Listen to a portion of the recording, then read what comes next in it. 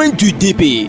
Coin du DP, un canal pour les directeurs de publication de se prononcer sur l'actualité socio-économique, culturelle, sportive et autres, sans oublier la une des journaux. Donc quand je sais que je prends un billet et qu'en amont, on me le refusera, je suis obligé de le refuser sur place. Cela en vaut pour les pièces. Donc il faut que le ministère des Commerçants essaye de passer à une campagne de sensibilisation. On diminue le prix et on laisse chaque conducteur de s'attendre, ce qui fait qu'aujourd'hui, il y a des problèmes entre les chauffeurs et les passagers. Chauffeur, je vais à Goué, mais pardon, je n'ai que 300 francs. Le chauffeur sert la mine. Pour ma part, l'une des grandes menaces qui pèsent sur nos pays, c'est celle du foncier. Et si ce problème n'est pas vite résolu, il pourra un jour nous sauter et provoquer de graves conséquences dans notre pays, surtout à Lomé. Pourquoi c'est maintenant qu'on a dépoussiéré cela pour prendre un décret autour? C'est pas par hasard cette situation dormante de l'opposition après les dernières élections présidentielles. Ford ne va pas se tirer des balles dans les pattes. Si l'opposition dort, c'est tant mieux pour lui. Je vois par endroits les gens faire de la propriété de façon spontanée, mais je voudrais dire que ce n'est pas suffisant. Par rapport à Lomé, où les gens viendront spécialement, il faut que tous les quartiers de Lomé soient mis au propre. Le Jacema a aussi pour ce point. À voir de très près, on dirait que c'est contre la moralité. Cette opération de passe-passe où Blaise Compaoré devient ivoirien,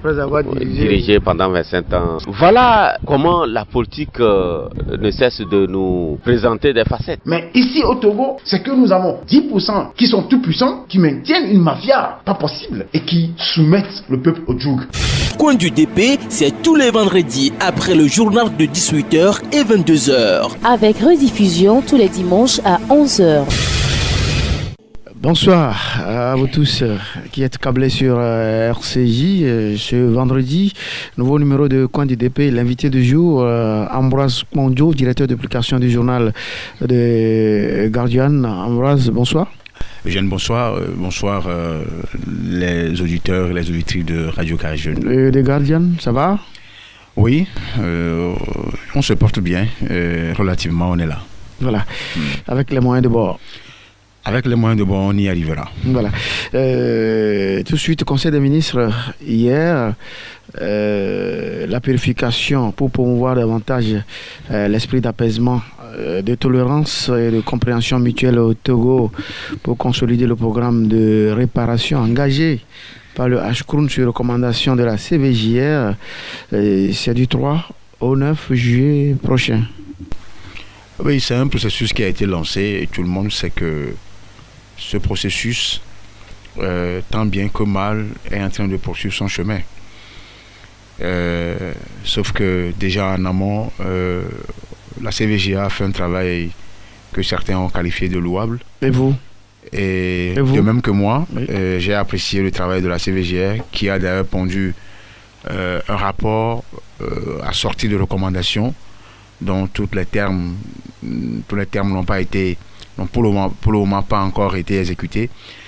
Ça donne l'impression que des fois on prend ce qui avantage, ce qui arrange, et on laisse ce qui n'arrange pas.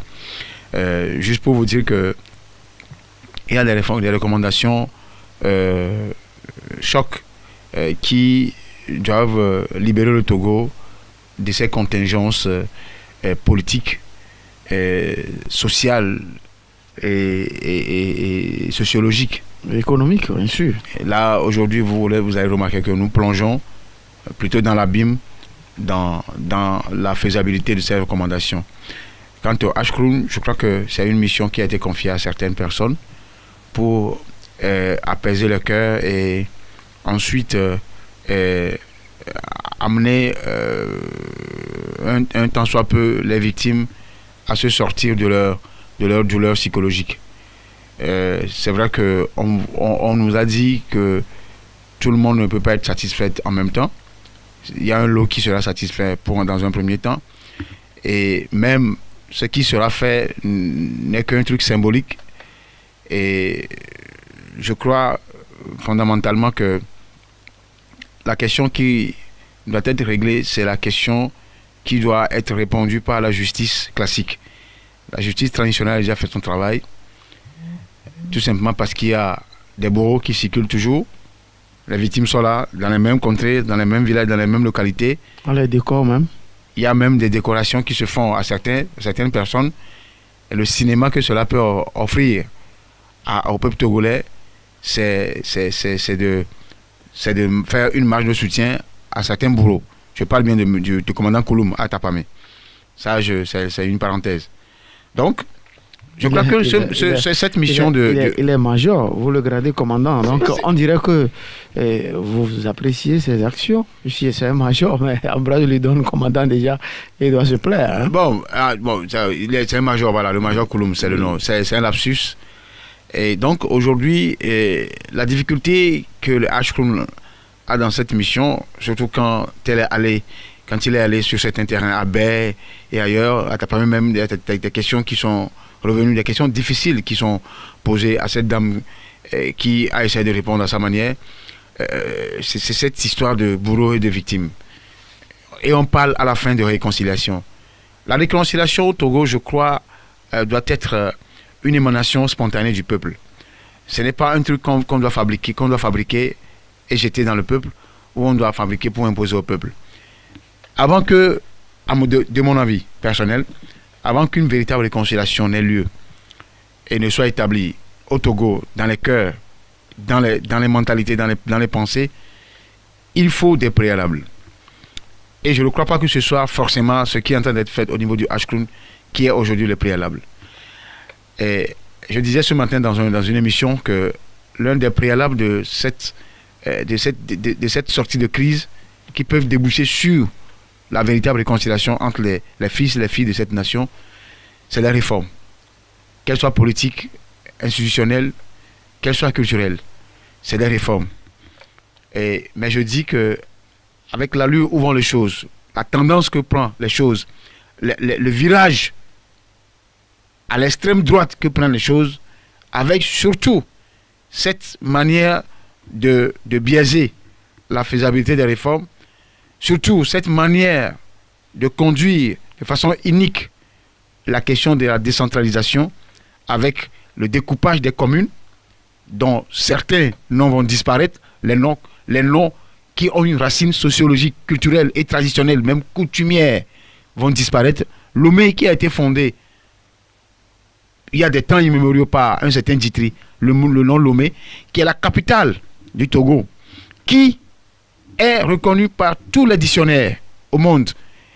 Ce mot Lomé risque de disparaître si la société civile, l'opposition togolaise et les leaders d'opinion, les professeurs d'université, les chefs traditionnels n'en font rien. Ça, c'est juste un exemple. On vous dira que Lomé sera appelé désormais Golfe 1, Golfe 2, Golfe 3. Et ça, là, n'emmène pas la réconciliation. C'est des réformes, selon eux, non? Et même quand certaines réformes, avant de faire certaines réformes, il faut toujours constituer le peuple. Avant qu'on ne fasse la CVJR pour régler cette histoire de violences qui se sont produites entre 1958 et 2005, il y a eu consultation nationale. Je me rappelle, c'est en 2008, avec le CDH, Madame Igué Olatokumbo, je me rappelle, on était dans un atelier à Kara. Le peuple a été consulté. Il y a eu un atelier de validation. Avant que même la CVG ne soit créée 2 ans après. 2 ans ou 1 an et demi après. Maintenant, quand une question touche la sociologie même d'une nation, forcément, il faut interroger le peuple. Je vous dis que tout ce qui se passe actuellement, en termes de la conduite des réformes allant vers la décentralisation, donnant le pouvoir, tendant à donner le pouvoir aux populations à la base, aucune population n'est au courant de rien. C'est pourquoi on vous dira que à Guanivé, qui est à côté de moi ici, à côté d'Aïdo Gomé ici, qui est à Lomé, situé entre Lomé et Tchévier, à Guanivé sera désormais peut-être une commune du Nord. Une commune du Nord, peut-être de Kara, ou de Bafilo, ou de Sotoubois. À Lomé, qui est à Lomé ici? Lomé deviendra Golfe 1, Golfe 2, Golfe 3. Tchévier deviendra 01, 02, 03. Les gens tombent sur la tête. Les gens marchent avec la tête. Et vous pensez que tout cela peut conduire à une véritable réconciliation? Ceux qui sont en train de se lancer dans cette histoire de réconciliation, sans avoir en arrière ce que le pouvoir fait derrière, ils n'ont qu'à comment vous l'appelez? ils n'ont qu'à déchanter, ils n'ont qu'à laisser cette mission et aller faire autre chose. Même s'ils font des choses à leur famille, c'est mieux. Pourquoi je le dis? On a l'impression qu'on met les gens devant le fait accompli. Et vous allez voir que tout va dans le même sens. Les mêmes tenants, ceux qui sont les tenants de ces conneries, j'appelle ça des conneries, ça va dans le même sens. Quand je prends le cas des réformes politiques que les gens doivent faire pour pouvoir libérer le Togo, parce que 85% des Togolais, selon l'Afrobaromètre, demandent à ce qu'il y ait une alternance au pouvoir. Et ces 85% demandent des réformes politiques. Vous allez vous rendre compte qu'aujourd'hui, la semaine dernière, Christophe Tchao, le porte-parole du gouvernement à l'Assemblée, ou bien le président du groupe parlementaire uni à l'Assemblée, avait fait certaine sortie sur des médias. Ça coïncidait avec l'ajournement de la proposition de loi sur la réforme politique de l'ANC et ADI. Et qui coïncidait en même temps avec l'entrée ou bien la sortie de la commission de réflexion qui doit travailler sur ces réformes. Ça ne vous dit rien? Ça voudrait dire beaucoup de choses pour les aviser, les observateurs de la scène politique. Le Togo n'appartient pas à des clans, à des individus, à une ethnie. Le Togo appartient à tous les Togolais, du nord au sud, de l'est à l'ouest. Certains groupes d'individus, des pilleurs de la République, certaines personnes qui se croient immortels, ne peuvent pas jouer avec l'avenir, la vie des Togolais.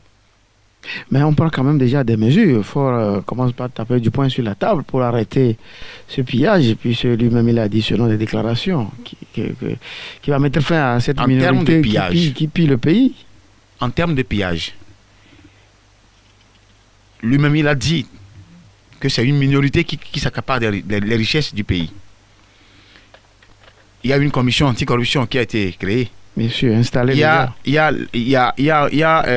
la Cour des comptes. Je sais que cette Cour des comptes aussi fait son travail, mais ne rend jamais public son rapport. Je sais. Beaucoup pensent que la Cour des comptes ne travaille pas. La Cour des comptes travaille. Mais même les axes même de son travail ne sont pas tellement définis. C'est-à-dire, il y a des sociétés dans lesquelles on peut y aller. C'est l'impression que moi j'ai. Hein. Il y a d'autres. Vous allez voir qu'on envoie des gens faire des audits dans certaines sociétés. Vous allez voir, on a pris certaines personnes. Et c'est des petits poissons qu'on est en train de prendre. Les gros poissons sont là. Le cas de Kofi Wala, Katanga Wala, qui... On devait en venir, donc on profite en même temps. Dont le cas a été révélé par Mme Ingrid Awade. Oui. Mais ça, c'est une guerre entre les gens de même clan. Comment vous le dites, c'est de même clan? Ingrid Awade est du parti UNIR. Oui. Katanga Wala est du parti UNIR. Tous anciennement du parti RPT. Et c'est l'RPT qui gouverne aujourd'hui. Pour ceux qui ne le savent pas. Oui, puisque c'est eux qui ont le pouvoir. Voilà. Non, ils ont tendance à dire que le RPT n'existe plus. Le RPT existe. Le président de l'Assemblée... c'est Ambroise qui le dit. Oui. Ça a été dissous à Blita. Oui. Mais est-ce qu'on a placé sur fondé sur les fonds baptismaux l'UNIR? Est-ce qu'on a déjà organisé un congrès pour l'UNIR? Non. Vous voyez dans quel cinéma sommes-nous dans ce pays? On vous dit que le RPT est mort. UNIR est créé. Mais UNIR n'a pas encore de statut juridique, à ce que je sache. Parce qu'avant de lui conférer un statut juridique, il va falloir qu'il y ait un congrès qui définisse la création du parti. Ça n'a jamais existé. Bon, ça c'est la parenthèse. Donc je vous dis que c'est les gens des mêmes groupes, des mêmes clans, qui sont en train de se corréler. Et certaines révélations sont obligées d'être faites. Si ça doit continuer, ça peut continuer ailleurs, c'est tant mieux. Maintenant, quand Faure Gnassingbé est venu au pouvoir, en 2005 dans le sang, le vieux a déjà fait 38 ans. Lui-même, il est en train de faire 12 ans. Quand il était venu dans le sang, il y avait un rapport de Doudou Dieng des Nations Unies qui révélait qu'il y avait plus de 500 morts. Même si je ne m'en tenais qu'au rapport Kofigo, un mort, c'est déjà de trop. Dans le sang des deux côtés, que ce soit du côté de l'opposition, côté uni. Je crois qu'on dise, effectivement... L'UNI n'a pas encore été créé en ce moment. RPT. Les pertes humaines, c'est des deux côtés. Non. Il ne faut pas mélanger les choses. Ceux qui ont eu la gâchette facile, c'est du côté du pouvoir, à 99%. Puisqu'on a ciblé, on a parlé des militaires, on a parlé des forces de sécurité. Point. Moi, je m'arrête là. À moins que d'autres rapports de Doudou Dieng viennent me prouver le contraire. Maintenant, quand nous sommes allés sur ce terrain, il faudra comprendre que tout le monde sait que Faure Gnassingbé est venu dans moins de 2 heures au pouvoir. Ils ont fait, même les réformes dont on parle, qu'ils n'arrivent pas à faire, détenant la majorité à l'Assemblée, ayant tous les pouvoirs, l'armée, l'argent, tout dans la main, ils n'arrivent pas à le faire. Mais dans moins de 2 heures, Faure Gnassingbé devient président de la République au Togo. Ça, je n'informe personne. Tout le monde sait ça. Maintenant, est-ce que Faure Gnassingbé n'est pas à même, ne peut pas taper du poing sur la planche, demander au président de l'Assemblée, au groupe dont il est le président. Mais il a confié ça aux députés dans l'une de ses déclarations. Tout ça, c'est des faux. Vous vous souvenez qu'il a dit qu'il laisse la charge aux représentants du peuple. Les gens sont en train de jouer avec l'avenir de tout un peuple. C'est les faux fuyants. C'est les gens qui pensent qu'ils sont plus intelligents que les autres. Bon, Ambroise, avant d'aller, on va aller à un autre sujet. Selon vous, selon des gardiens qui bloquent, parce que il y a la dernière fois, il y a le ministre Thiao et le député Thiao qui dit que c'est l'opposition qui bloque les réformes. L'opposition aussi dit que c'est UNIR qui bloque. Selon vous, le blocage, c'est à quel niveau? C'est le blocage, c'est au niveau du pouvoir en place. C'est ceux qui gouvernent le Togo. Ceux qui gouvernent le Togo, ils peuvent le faire. La preuve, ils ont même envoyé un projet de loi que eux-mêmes ils ne sont pas arrivés à valider. À voter. Comment tu peux comprendre ça? Nulle part ailleurs, dans aucune assemblée, dans aucun pays démocratique, vous ne verrez pas ça. Voilà. Heureusement que nous ne sommes pas dans une démocratie. Voilà, on va aller à un autre sujet. Mais vous êtes quand même pour dictature. Quand même, vous êtes pour la réconciliation des Togolais. Non, je suis pour la réconciliation des Togolais. Mais je l'ai dit qu'il faut des préalables. Les préalables, c'est d'abord les réformes politiques. Les réformes en profondeur politique. Commençant par la limitation du mandat. La définition des règles de l'alternance, d'abord. Ensuite, les vraies réformes institutionnelles. La Cour des comptes, la Cour constitutionnelle, la HAC, la CENI, la refonte même du fichier électoral. Ça, c'est les réformes qu'il faut faire. Voilà. Et là, nous serons sur la voie de l'alternance. Voilà. Et merci Ambroise. Autre sujet abordé au Conseil des ministres hier, après le bilan donc, dressé par le ministre hier par rapport aux accidents dans notre pays, un décret va harmoniser un schéma de gestion de la sécurité routière avec les dispositions en vigueur au sein de l'UEMOA. Vous croyez? Oui. Vous savez, quand il s'agit de ce qui arrange le pouvoir, il court derrière les tests communautaires, les tests de l'UEMOA, de la CEDEAO, il court derrière ça. C'est pour rebondir toujours à cet aspect politique des réformes. Quand il s'agit de limiter les mandats, tel que la CEDEAO, le protocole de la CEDEAO le dit, le Togo, le seul pays qui ne veut pas le faire. Je laisse cette parenthèse quelque part. Je reviens à ta question. Vous savez, les problèmes de sécurité sont un problème récurrent dans notre pays. D'abord, on n'a pas de voix. Le Togo n'a pas. Lomé n'a pas. Lomé n'est pas une mégalopole. Lomé est une métropole pratiquement une métropole un peu cosmopolite, c'est-à-dire habitée par plusieurs races de personnes venant de partout. Mais seulement sa définition urbaniste au plan urbanisme, sur le plan urbanisme, il n'y a pas de grande voie dans notre ville. On n'a pas encore de grande voie. D'accord. Mais les petites voies, le minimum qui a été arrangé, là, ça aussi, ça crée de l'accident. Ne fait que tuer, puisque vous filez trop. Oui, on file trop. C'est pas une question de filer trop. Juste prenez la route. On ne respecte même pas prenez la route. Je sais et je suis conscient que les premiers auteurs des accidents de circulation, c'est les émigrants et les taximens. C'est les deux. Moi, je les cible en même temps. Et le plus souvent, les taximens. Ça, les gens les ignorent. Des foutards, des foutaisards, des chauffards. Maintenant, se sont greffés les conducteurs de Sotral. Les véhicules personnels, même les motos personnelles, c'est rare. Je dis aujourd'hui que ces gens-là, c'est vrai que le ministre de la Sécurité les a dénotés comme étant les auteurs des accidents. Le facteur route est un facteur important dans le cas. Je prends l'exemple de la route de Segbé. Cette route que je prends tous les matins et soirs, une route internationale, avec 50 véhicules, camions, bernes. Dangote. 9 qui quittent Accra et descendent ici. Des bus du Nigeria, Émancipation Nigeria, d'Accra, une vingtaine par jour qui passent par ici. À Adébao ne passe que par ici. Je l'ai vu au moins 4 fois passer par ici. Ça veut dire que les gens ont plus de facilité à prendre cette route-là. Oui. C'est plus facile. Vous quittez ici, vous arrivez à Djodje et vous partez. Mais ce pouvoir a ignoré cette partie du pays, cette partie de la ville de Lomé. Parce qu'on vous dira que Masseme Kopé est là-bas, et il y a l'ancien ministre de l'Intérieur, Masseme est là-bas, et on vous dira que c'est une zone dangereuse. Moi, le colonel m'a dit ça, j'ai dit non. Pourquoi vous dites que c'est une zone dangereuse? Non, peut-être que c'est un ancien colonel, c'est un vieux colonel. Non, c'est un nouveau. Les jeunes colonels. C'est justement un jeune qui m'a dit ça. Et il me dit, il a en partie une raison. Parce que la frontière est poreuse, effectivement, quand vous allez là-bas, je nous dis les smuggling, il y a des... Mais au demeurant, il y a d'autres choses qui se cachent derrière. C'est parce que la zone même a été ciblée comme étant une zone de bastion de pollution qui peut faire infiltrer des armes et des rebelles à tout moment. Il faut qu'ils laissent ces histoires-là et construire. Vous savez comment la Goa a été construite en matière de route? Oui. S'il y a des routes, il y a une route à construire aujourd'hui et qui doit répondre urgemment, c'est la route de Segbela. Au vu de ce que j'ai cité tout à l'heure, des nids d'Autriche qui sont là-dedans. Et quand vous allez arriver à Logoté là, vous êtes obligé de descendre carrément de la route. La route qui a été fabriquée de façon provisoire, je dirais provisoire. Parce que Fonya Simbian arrivant ici, entre-temps, oui, c'était la campagne. Avait traversé tout un brouillard de sable. La campagne et il a même failli cogner, comment vous l'appelez, le grand baobab qui est au milieu en allant vers le chef. Ce qui a dû amener à faire quelque chose. C'est bon. Maintenant, il faut faire une bonne route. Une route de thé de caniveau. Une route au moins de 2 fois 2. Comme on a fait à Agoué. Même 3 fois 3 à Agoué. Donc aujourd'hui, retenez qu'ils vont casser. Or, nous sommes les tout premiers à dire qu'on casse des maisons des gens. Non, je suis d'accord qu'on casse. Ils en ont fait, non. Si vous cassez, vous indemnisez. Je suis désolé. Parce que cette route-là devait être au moins une voie de 50. Parce que c'est une route internationale.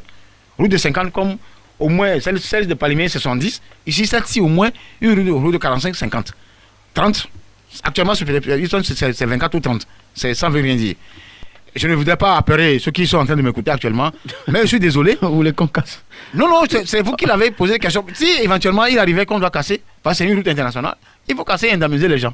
Maintenant, le ministre, au cours de sa conférence de presse, a sorti un élément important qui peut aussi être facteur d'accident. C'est les forces de sécurité qui sont des escrocs, des fois, des arnaqueurs, des voleurs, des gens qui font autre chose à la place de ce qui devait se faire. 25 au moins ont été sanctionnés. Du jamais vu, du jamais entendu. Au moins une première fois. Ce monsieur, je l'ai dit dans une émission que c'est... D'abord, le monsieur, il a fait le droit. Vous savez, ce monsieur ne peut jamais prendre ses armes pour tuer. Je ne sais pas, je n'en sais rien, je ne connais pas son passé. Mais quelqu'un qui a fait le droit ne peut pas... On vous dira qu'autant d'IADEMA, il y a des choses, si vous ne le faites pas, vous ne serez pas promu. Je n'en sais pas, je dis, je n'en sais rien. Mais ce monsieur, quand il parle même, j'ai compris que le monsieur... c'est un moderniste. C'est-à-dire que même moi, quand ils font leur conférence, ils ne m'invitent pas. Ce n'est pas une raison pour dire que je ne peux pas apprécier ce qu'ils font.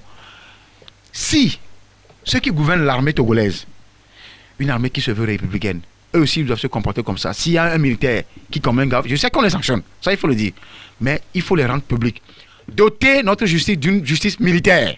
Revenons maintenant aux causes d'accident. On va être encore les tout premiers à crier que la justice a été militarisée. Non, il y a des tribunaux militaires dans les pays civilisés.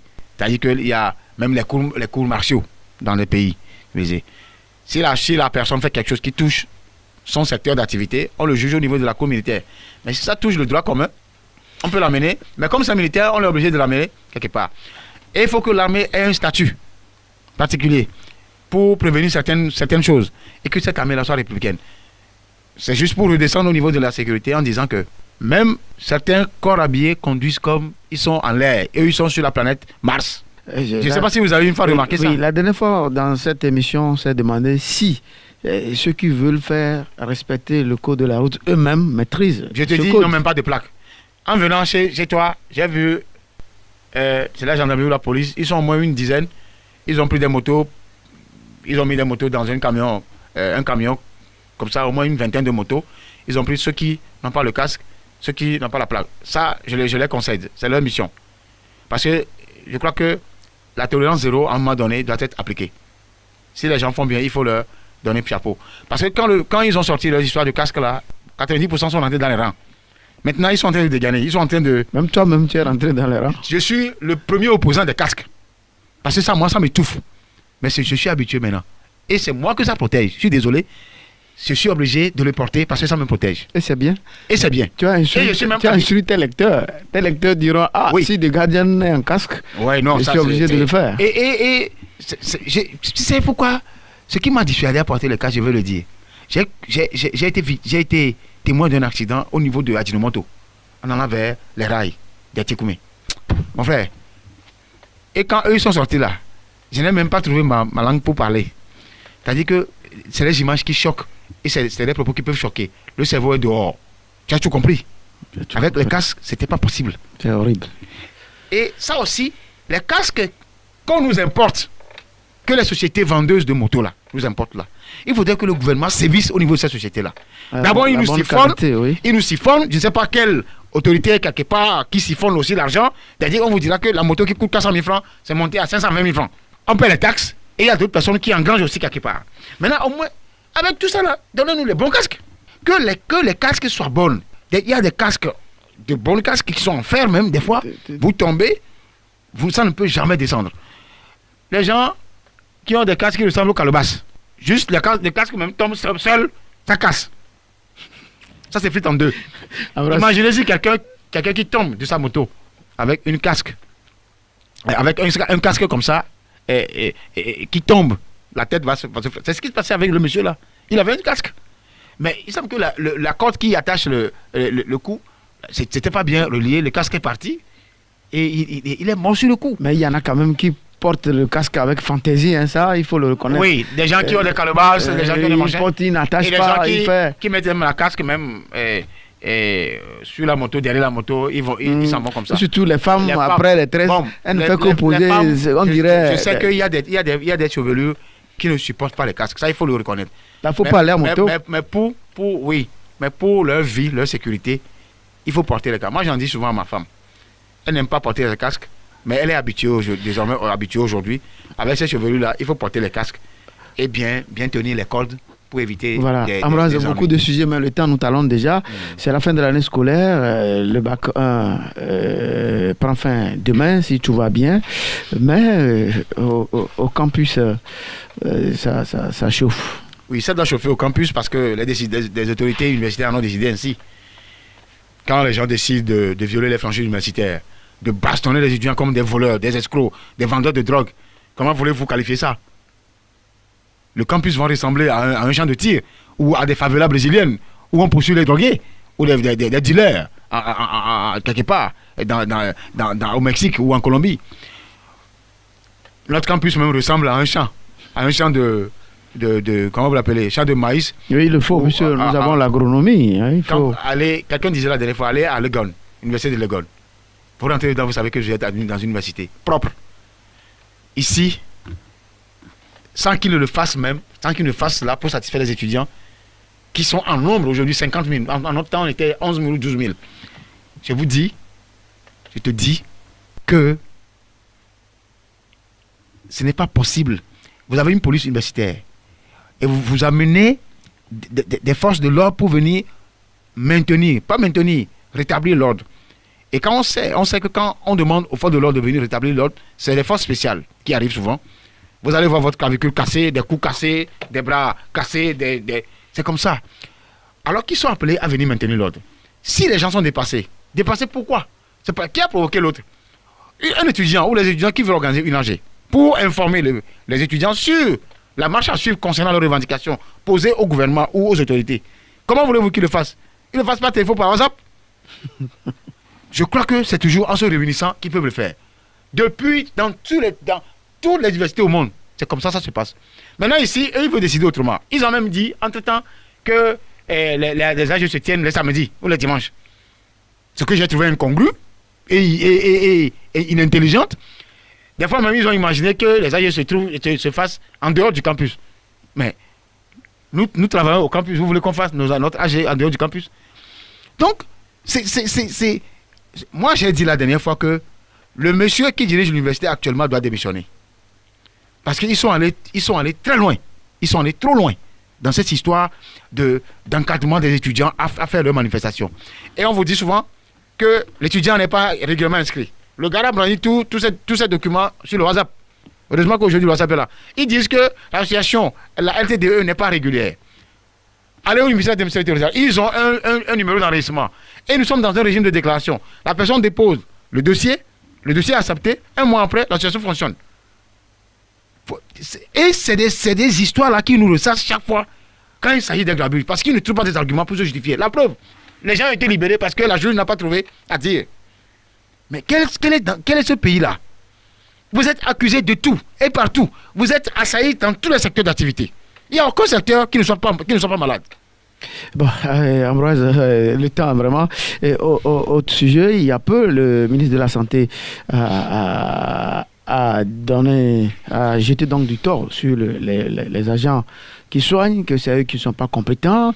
Et la dernière fois, la mort du professeur Folikwe a tout ouvert, puisque les médecins disent qu'il n'y avait pas de moyens.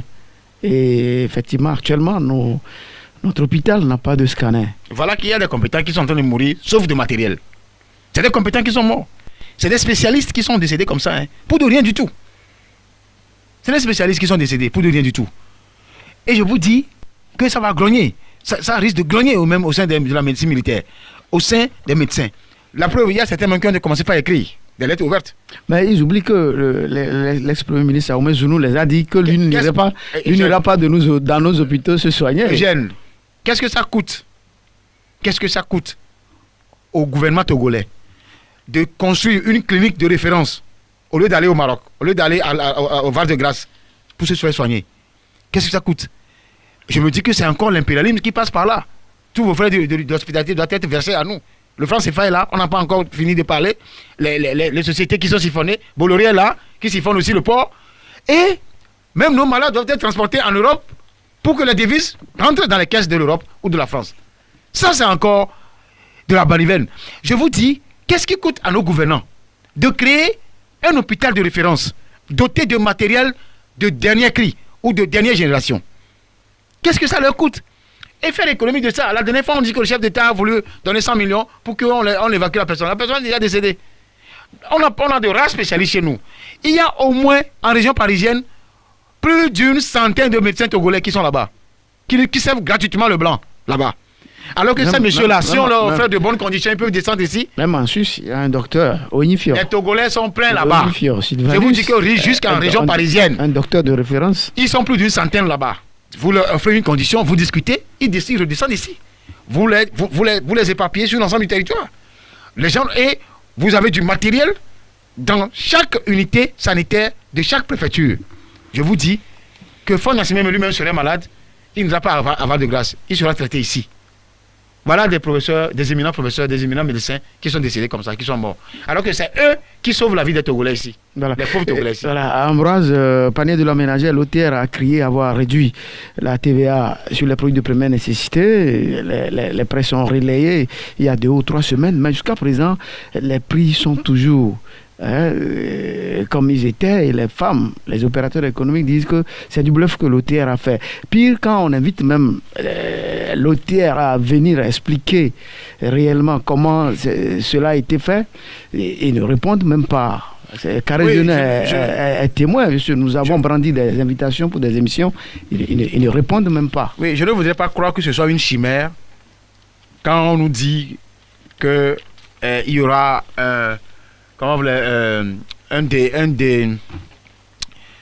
il y aura un ralentissement. Un dénouement de la crise. Non, pas dénouement de la crise. Comment même là, ils ont un terme là. C'est-à-dire que pour ceux-là dans les histoires de pression fiscale là, ils vont desserrer les étaux, voilà. Ils vont desserrer l'étau fiscal. Donc accompagné de certaines mesures d'accompagnement pour me permettre la tautologie. C'est-à-dire que les 18% doivent revenir à 10% sur les produits nécessiteux, de première nécessité. Le riz, le sucre, l'huile, tout ça là. Mais si les gens disent que ce n'est pas réel, soit la chose est faite, il y a des coupeurs de route qui sont en train encore de couper en haut. Non, c'est-à-dire qu'on se connaît dans ce pays. Il y a des gens qui sont là, il y a une mafia qui est là, qui siphonne dans tous les secteurs. Le pétrole, j'allais sortir des dossiers. Même l'OTR, je suis l'auteur de l'OTR. Des dossiers scandaleux sur l'OTR.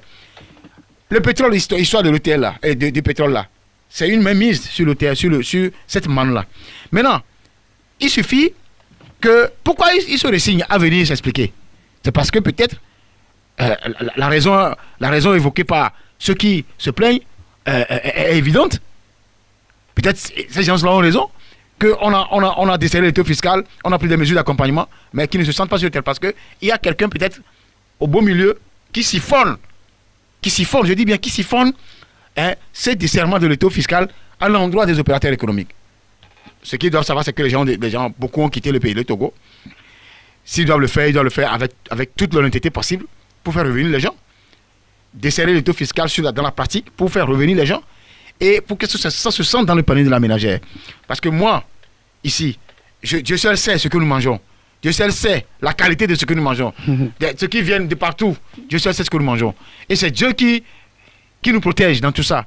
Mais au demeurant, ceux qui sont à la charge de la ventilation de ces produits-là, ils doivent veiller à ce que la chose soit moins coûteuse pour le commun des mortels qui est déjà plongé dans la grande misère. Voilà. Ambroise, je crois, on est à la fin donc de cette entrevue. 5 secondes. La Fédération togolaise de football est en congrès demain à Kara. Mais on met toujours out Bikenti de Bassa et Maranatha de Fiokpo pour complicité de match. C'est une erreur stratégique de cette fédération. Si j'ai un message à envoyer au colonel Akpovi, c'est de prendre garde et de se méfier et d'être extrêmement prudent. Il ne faut pas que certains dirigeants rentrent dans le jeu de certains acteurs du football. Ce que je dis, ceux qui sont concernés le savent. Ce que je sais, c'est que les derniers matchs joués, si on veut aller dans les faits, ce sont peut-être totalement des matchs arrangés. Quand vous voyez le match Togo-Port, et comment vous appelez Dito Gomido, vous voyez Ange de Ngontien, tous ces matchs-là, quand vous suivez de près ces matchs-là, ce sont pratiquement des matchs arrangés. Si on veut faire des investigations et révéler les résultats. Mais pourquoi on s'attaque à Bikinti et à Maranatha? Les gens ont marqué 30 buts ailleurs. Le Qatar, je me rappelle des buts, pas possible.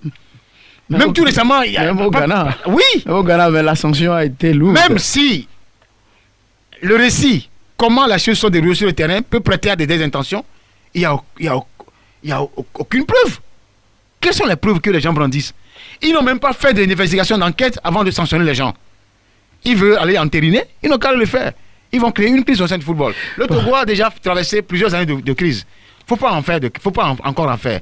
Et dans tout ceci, les arbitres, les présidents de fédération, certains présidents de fédération, les arbitres sont responsables. Et si jamais ils entérinaient ça, nous plongeons encore dans une autre crise. Voilà. Et le mot de fin, Ambroise? Non, le mot de fin, c'est à l'endroit de nos autorités. De faire beaucoup attention. On ne joue pas avec un peuple. Cette loi qu'ils ont votée aujourd'hui, j'ai appris qu'ils ont voté la loi là, la loi unique concernant les communes là, qui veut changer le nom de Lomé, le nom de Tchévier, de Dapon, tout ça là. Il faudrait qu'ils laissent ça dans un tiroir. Je sais qu'il y a des lois qu'on fabrique, qu'on vote, qui tombent en désuète parce qu'ils ne sont pas appliqués. Mon souhait, c'est que cette loi là devienne ça. Pour que l'on regarde en avant, faire les réformes politiques nécessaires pour avancer dans ce pays et obtenir l'alternance. Et surtout, une réconciliation, la vraie. Voilà. La vraie réconciliation. Oui. Merci à vous. Celle qu'on chante tout le temps à nos oreilles. Voilà. Et merci donc à vous tous pour oreille attentive. Ambroise Kondio, directeur d'application du journal de Guardian, était donc l'invité de Coin du DP. Rendez-vous vendredi prochain avec un autre directeur d'application de La Place. Moi, je suis Eugène Bamazé. Au revoir. C'était Coin du DP. Coin du DP, un canal pour les directeurs de publication de se prononcer sur l'actualité socio-économique, culturelle, sportive et autres, sans oublier la une des journaux. Je pense que c'est des gamineries qu'ils doivent arrêter et que lorsqu'on leur offre un cadre de discussion, ils doivent saisir l'occasion pour aller exprimer leurs idées. Qu'on demande à ceux qui ont mis la main dans l'argent du pays, qu'ils remboursent. Si tous ceux qui ont volé le pays là, cette minorité a donc parlé chaque fois le chef de l'État l'État, si on arrive à faire en sorte que cette minorité et tous ceux qui continuent de piller ce pays à rembourser l'argent qu'ils ont pillé, qu'on n'aura plus à aller emprunter chaque jour de l'argent. Pour le moment, faisons un pas, la limitation du mandat et le mode de scrutin. Et vous n'êtes pas sans savoir, ce qui a encore braqué les gens, c'est la sortie de Maganawe Florent qui a dit que l'APG est déjà caduque. Bonne opportunité offerte une fois encore à l'Afrique, donc après d'autres regroupements de pays. Ce sont les États-Unis d'Amérique qui offrent donc une opportunité à l'Afrique pour une fois échanger. Dans un pays normal et surtout en Afrique, le clergé et les représentations religieuses et spirituelles ont une importance capitale dans les prises de décision, dans l'orientation. Et le mal du Togolais, c'est que on réagit au coup par coup. Quand aujourd'hui quelque chose se passe, on réagit sur le champ, mais on ne cherche pas les tenants et les aboutissants. Les hommes d'affaires font les affaires. Et qui dit homme d'affaires cherche d'abord son bénéfice, puis le reste viendra après. Et donc quand vous confiez la fédération à un homme d'affaires, attendez-vous à ce qu'il fasse des affaires avec votre fédération et votre football. Disons que l'essentiel doit être fait. Et l'essentiel pour moi, c'est accompagner les responsables, les propriétaires de ces fermes avicoles afin qu'ils puissent redémarrer rapidement leurs activités. Je ne suis pas sûr que nous pouvons faire le compte. Et ça, c'est parce qu'il y a une certaine impunité dans le pays. Les gens pensent que quand on détourne l'argent du pays, ce qu'il y a comme sanction, c'est qu'on vous licencie. Coin du DP, c'est tous les vendredis après le journal de 18h et 22h. Avec rediffusion tous les dimanches à 11h.